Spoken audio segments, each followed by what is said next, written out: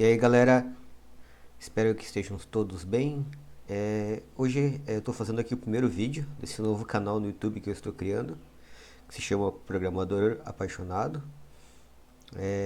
O objetivo do canal vai ser mostrar conteúdos relacionados à programação, à ciência de dados, à IoT e de vez em quando um pouco de jogos também, né? Tecnologia em geral, assim, se eu achar algum produto, alguma coisa interessante, eu vou tentar mostrar para vocês também. Então, vai ser mais focado na área de programação. E eu vou tentar mostrar assim a área de programação, a área de tecnologia, de uma forma mais fácil possível, né? Principalmente para pessoas iniciantes, crianças, pessoas que talvez estão pensando em mudar de área e querem conhecer um pouco dessa outra área, assim, né? Então, a ideia do canal é a gente ter alguns vídeos de forma mais frequente relacionado à área de tecnologia, mostrando conteúdos,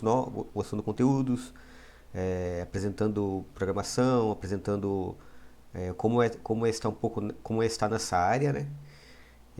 Eu também quero abrir uma área para a gente como se fosse um tira dúvidas assim, né, para vocês conseguirem mandar suas dúvidas, porque para quem está começando eu entendo que é um pouco difícil às vezes porque a gente vê um conteúdo, vê um vídeo ou vê um texto e normalmente sempre tem alguma coisinha que dá errado, né? E aí às vezes a gente não tem um suporte para conseguir seguir em frente ali, né? Daí a ideia também desse canal é a gente tentar ter uma área de dúvidas, onde de vez em quando eu vou tentar pegar as dúvidas da semana e montar um vídeo explicando-se, né? O que a pessoa pode fazer para resolver aquele ponto ali onde ela está tendo um problema, né? Então, basicamente esse vai ser o objetivo desse canal. Aqui, como vocês estão vendo, eu vou usar a ferramenta OBS para gravar os vídeos para vocês. E ela é legal que é uma ferramenta que vocês também podem estar usando, né, para gravar é, quando vocês precisarem gravar alguma coisa para mostrar, né? Porque às vezes só você descrevendo, aconteceu esse erro aqui, apareceu essa mensagem. Então vocês podem gravar o próprio vídeo de vocês e compartilhar também, então. Pode estar compartilhando, né? Porque é melhor a gente ver um vídeo para entender, ele está usando um sistema tal, está usando isso, o que aconteceu na tela dele. Principalmente nesses casos de erro, sim, o vídeo é muito útil, né? Para a gente conseguir identificar muitos detalhes que às vezes só a pessoa falando, a pessoa não vai trazer todos os detalhes que a gente precisa para resolver um problema, né? Então, é uma ferramentinha que eu vou recomendar para vocês, que já deixam instalado na máquina de vocês. Tem a parte de gravação aqui, aí vocês podem configurar aqui para mostrar a tela, se quiser mostrar o webcam, não precisa, né? No caso de vocês é só mostrar a tela. Vocês podem também configurar o microfone aqui, ó. Então o que eu estou falando está saindo nessa gravação. Então vocês podem mostrar a tela de vocês, gravar e explicando, eu fiz isso, eu fiz aquilo e o resultado foi esse. Eu parei nesse ponto aqui, né? Sobre programação em si, a gente tem algumas ferramentinhas. A gente tem a ferramenta Scratch. Ela parece, à primeira vista, uma ferramenta de certa forma infantil, mas ela tem muitos recursos que você vê nas linguagens de programação, né? A grande vantagem dela é que ela facilita muito para a gente dar os primeiros passos, né? Porque se você for começar com uma linguagem de programação, a linguagem de programação precisa que tu fale exatamente, dê os comandos exatos para que o computador entenda e realize o que você deseja fazer, né? E nesse caso, quando é ali uma linguagem de programação de textual, se você errar um ponto e vírgula, errar um ponto, errar o nome de uma variável, errar o nome de alguma coisinha ali, escrever alguma coisa que às vezes é letra maiúscula, letra minúscula, muitas coisas podem influenciar, coisas que tipo vocês vão olhar assim, nossa, que absurdo, não funcionou por causa disso. E aí pode gerar uma certa frustração inicial com vocês nessa área, assim, né? Achar que é muito complicado. Na verdade não é, sabe? A questão como tudo, ter um tempo de aprendizado, vocês têm que ter o tempo de vocês para ir aprendendo, né? Então, essa ferramentinha aqui ajuda muito, porque ela permite que a gente faça algo mais é, visual. A gente tem os recursos da programação, só que eles são recursos visuais. E eles vão, como a gente fosse colocando programando usando blocos, né? Ah, eu quero fazer isso, então tem um bloco para isso. Ah, quero um bloco de condição, temos um bloco C aqui. Aqui a gente tem um espacinho, então a gente pode meio também intuitivamente, a gente vê que tem espacinhos que são hexagonais, né, parecido com um losango, tem espacinhos que são redondinhos, então a gente consegue de forma muito intuitiva saber, aqui eu posso pôr variáveis, aqui nesse outro eu posso pôr, ó, tem alguns blocos aqui ó, que são ó, condições, então condições são coisas que são sempre falso, verdadeiro ou falso, então se 40 é maior que 50. Então aqui é como se fosse uma pergunta, né? Que só pode ter, a resposta pode ser verdadeiro ou falso. Ou 40 é maior que 50, ou ele é menor ou igual a 50, né? Então tem vários tipos de blocos, né? Então isso facilitaria muito a parte de programação. Aí a ideia é a gente iniciar essa parte, principalmente focar nessa parte de programação. A princípio eu vou mostrar, por exemplo, tentar explicar uma parte básica, assim, né? De forma textual, né? De uma linguagem que a gente saiba. Por exemplo, só dando uma pitada, né? A ideia é mais só explicar o objetivo do canal e como é que a gente vai trabalhar, mas já dando um adendo, né? Já dando uma amostra grátis, a gente vai tentar explicar em linguagem natural, né? Na nossa linguagem, por exemplo, um programa, né? Então, vamos citar um programa bem simples, né? Um programa para a gente decidir se a gente vai levar casaco ou não pro nosso trabalho, para nossa escola ou pra gente quando a gente vai sair de casa, né? Então, o que que a gente faria para a gente decidir isso? Eu, eu olharia a temperatura, né? Então, de certa forma, eu identifico ali a temperatura, identifico a temperatura. Deixa eu deixar a fonte maior aqui, porque pode ser que alguém esteja assistindo no celular ou alguma tela menor. Aí pode ser que não consiga ler bem. Então, de certa forma, eu identifico a temperatura do ambiente. Então, eu posso dizer que eu pego a temperatura.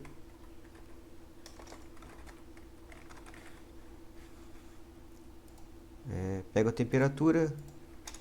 Aí cada um tem digamos, um limiar de frio, né? Isso varia por pessoa, né? Tem pessoa que sente frio com uma temperatura, tem pessoa que sente frio com outra temperatura. Então eu posso falar assim, a minha temperatura limite de frio, temperatura limite de frio, vou colocar aqui, minha temperatura de frio, seria a temperatura limite de frio, eu pego minha temperatura limite de frio, deixa eu aumentar essa tela aqui, aí, pego minha temperatura limite de frio, e aí eu faço uma comparação, né?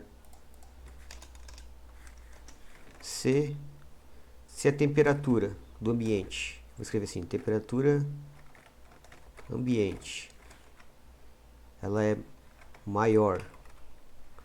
Aqui daí o maior a gente vai já colocar assim, o maior normalmente a gente tem os símbolos, né? Maior, menor, então... Por enquanto, como é linguagem natural, eu vou escrever da forma que a gente lê, né? Então, se a temperatura ambiente for maior que a temperatura... Desculpa, menor, porque a gente quer saber do frio agora, né? Então, se a temperatura ambiente, que está lá fora, for menor que a minha temperatura de frio, que seria a temperatura na qual eu começo a sentir frio, que eu acho que eu preciso usar um casaco, então eu levo um casaco. Então a ideia é a gente começar assim com exemplos bem simples, em linguagem totalmente natural, que a gente está acostumado, né? A gente faz um monte de decisões com base em variáveis e no nosso dia a dia, às vezes a gente faz isso no automático, né? Então, tipo, de manhã todo mundo, putz, tá frio hoje, então eu preciso levar um casaco. Ah, tá chovendo, eu preciso levar um guarda-chuva. Ah, tá muito quente. Ah, acho que vou levar uma garrafa d'água extra. Ah, acho que eu vou levar. Eu vou de carro e não vou de bicicleta, ou o contrário. Então tem muitas coisas que a gente tem no nosso dia a dia e a gente a parte isso a gente pode chamar isso de algoritmo, né? Algoritmo seria a gente vai explicar melhor depois, mas é como se fosse uma sequência de passos para a gente fazer alguma coisa. No caso, a sequência de passos para eu definir se eu levaria um casaco ou não para o trabalho, ou para a escola, ou para qualquer lugar, seria essa, né? Então a ideia é a gente fazer exemplos bem simples, primeiro em linguagem natural, aí depois a gente vai passar isso para o Scratch, para vocês verem como é simples, né? E mais tarde a gente vai passar para o Python também, que daí já é uma linguagem de texto, né? Então, aqui daí como eu disse, às vezes se eu colocar alguma coisa diferente aqui, usar um ponto e vírgula onde não devia, faltar uma aspas onde não devia, então várias coisas. Pode ver que aqui ficou uma. Deixa eu aumentar a fonte. Não estou conseguindo aumentar a fonte. Mas aqui ficou uma. Ficou um sublinhado vermelho, né? Que está indicando que tem um erro aqui. Ó, missing closing quote. Então ele está dizendo aqui que está faltando uma aspa de fechamento. Então quando a gente vai para a parte textual é um pouco mais chatinho assim. A gente tem que ser mais ser mais detalhista nesse sentido para o nosso programa funcionar. Normalmente o editor que a gente usa para programar, ele vai nos avisando da maioria desses erros, né? Então ele vai ficar vermelhinho ali, vermelhinho aqui, e a gente vai corrigindo, assim, né? Só que às vezes, como eu disse, pode ser um pouco frustrante para quem está começando já entrar no modo texto, né? E aí é por isso que a gente vai tentar passar a parte visual também, né? Então, linguagem natural, Scratch, visual e Python textual. Então a gente vai tentar pegar cada exemplo e passar pelas três vias, digamos assim, né? Esse então seria a parte de programação que a gente vai estar atuando. A gente também vai dar uma pincelada aí na parte de ciência de dados, que é uma parte que eu gosto de ler e estudar também um pouco. Que a gente vai conseguir usar um pouco, principalmente estatística, usar outras ferramentas, né? A gente vai ver o processo de obter informações de algum lugar, que pode ser da internet, de um site do governo, de um jornal, do site da prefeitura. A gente vai tentar fazer várias dinâmicas assim, né, para obter informações. Por exemplo, gastos da prefeitura. A gente pode pegar os gastos da prefeitura, fazer isso e aí aplicar técnicas de ciência de dados ali para extrair alguma informação, notar alguma anormalidade, criar algum tipo de mecanismo de aviso de um gasto indevido, ou pelo menos levantar uma dúvida assim, né? Esse gasto aqui é um gasto, será que é um gasto incomum, por exemplo, sim, levantar gastos incomuns. Então a gente vai tentar fazer uma série de coisas, né? Acho que vai ser bem legal isso. Então, além da parte de ciência de dados, tem a parte de IoT também, que é uma arte também que eu gosto de dar uma pincelada também, mais como hobby mesmo. Então, a gente tem da parte de IoT seria a parte de microcontroladores, né? Que seriam a gente programar como se fosse um computadorzinho embarcado que a gente fala, né? Tipo, como se fosse um microprocessadorzinho ali que a gente consegue programar ele para executar tarefas, né? Acender luzinhas, motores, pequenas cargas, né? E a gente consegue pensar e prototipar tipo automações, né? Porque o legal da parte de Arduino é que a gente pode ter a parte de sensores, né? A gente pode ter, por exemplo, aqui eu estava trabalhando num outro projeto que era para um projeto da faculdade, da, da pós, que eu queria fazer um programinha para controlar janelas de casa, né? Então eu tinha vários sensores assim, né? Então tinha o sensor da janela aberta, sensor da janela fechada, tinha sensores para saber se estava chovendo ou não, tinha sensores de temperatura, tinha sensores de umidade.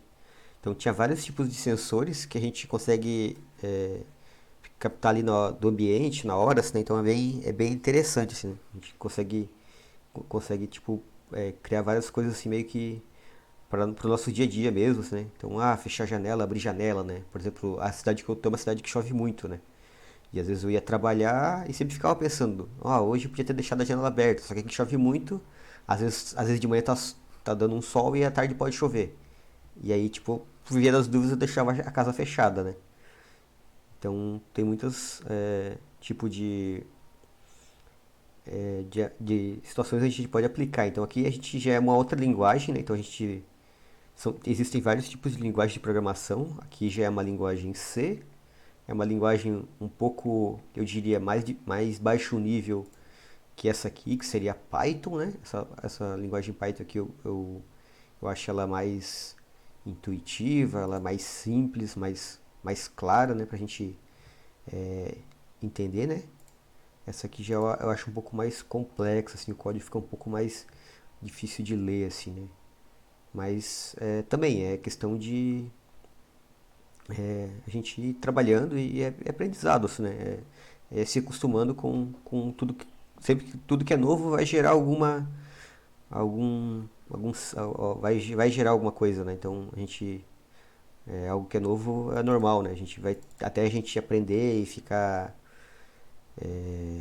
digamos, meio que fluente nisso, né?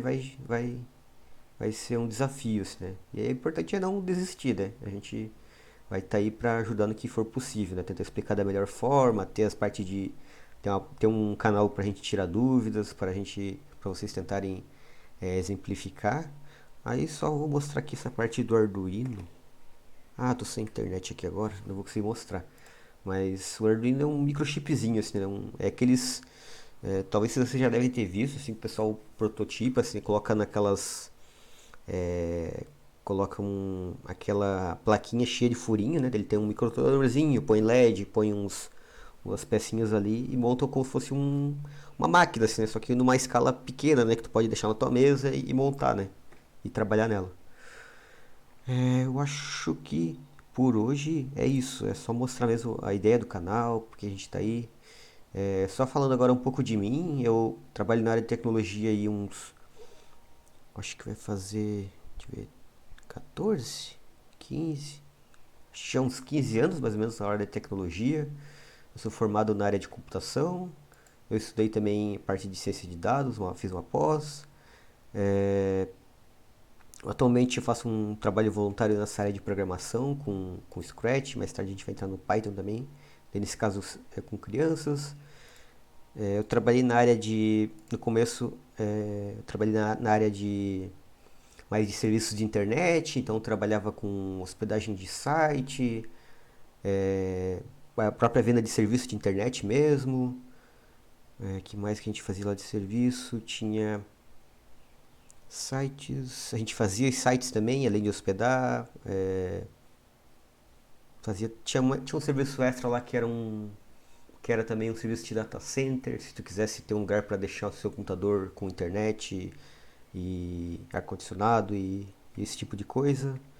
Aí depois eu trabalhei numa agência onde eu trabalhava mais como programador mesmo, sim, focado 100% como programação de websites, de e-commerces, a gente fazia manutenção de sistemas para clientes, criava sistemas também para um cliente que o cliente, de acordo com o que o cliente queria, né? Às vezes tinha situações muito específicas, né, que o cliente não encontrava em produtos pré-prontos no mercado, né? Então, tipo, a gente criava sistemas bem específicos. Ah, Depois disso, eu mudei para uma empresa que era de software empresarial. Então, nessa empresa a gente trabalhava muito com software para performance de empresa, né? Então, para a empresa, principalmente empresa que queria ter aquela certificação ISO, aquele tipo de muito baseado em processo, né? Então o sistema todo era baseado em processos, né? Na informação, né? Em manter a informação atualizada, em manter a informação visível, permissões. Era um sistema bem complexo, assim, né? Eu diria muito complexo, assim, né? Tinham muitos módulos, tinha gestão de documentos, gestão de processos mesmo, então Para tudo existia um processo, tu sempre que tinha que iniciar um workflow, que a gente chamava, né? Que aí tinha que... Esse workflow meio que, tipo, dizia para onde tu podia ir, né? Existia, por exemplo, sei lá, um processo de recrutar alguém. No processo de recrutar alguém, estava tudo no sistema, né? Ah, tem que fazer isso, fazer assado, fazer isso, fazer assado. E cada etapa a pessoa tinha que cumprir requisitos para esse processo ir para frente, né? Ah, na primeira etapa da contratação, sei lá, eu tinha que enviar um e-mail e tinha que anexar algum documento. Aí tinha um espacinho lá que a pessoa tinha que fazer isso. Aí mandava esse processo para frente, podia ter alguém que validasse isso ainda. Então era muito baseado nisso, assim, né? Era um software bem complexo. Depois dessa empresa, eu acabei voltando para a parte de agência, como foi uma outra agência assim consideravelmente maior, projetos mais complexos, alguns clientes grandes assim, já de nome da região, até da região do Brasil, que é a região que eu moro, do Brasil também. E depois disso, essa empresa que eu estava foi comprada por uma empresa do Rio Grande, que também era essa já era uma agência bem grande, né? Acho que, acho que até ela era uma das maiores agências do Brasil já. Ela comprou várias agências, né? E também foi bem legal, assim, consegui trabalhar em vários projetos legais, né? Inclusive trabalhei em projetos para companhias de telefonia do Brasil, né? Então a gente tem companhias, né? Tem assim, acho que tem 3 ou 4 companhias, né? Então para uma dessas bem grandes, a gente também trabalhou para algumas cooperativas de crédito, então tinha essa parte ali um pouco mais ligada talvez à ciência de dados, a analisar análise de crédito, obter informações dos usuários. Então eu tive várias experiências assim, né? Então que eu vou tentar trazer um pouco de cada coisa, né? Que nem ciência de dados, programação. Acho que programação é onde eu tenho mais experiência, né? Mas também vou tentar trazer um pouco de parte de ciência de dados e IoT, que é coisas que eu estou aprendendo e daí já é pra gente ir aprendendo junto. Eu acho que por hoje é só. Provavelmente vou começar agora a gravar vídeos dessa área de programação aqui. E é isso. Uma boa semana a todos. Até a próxima.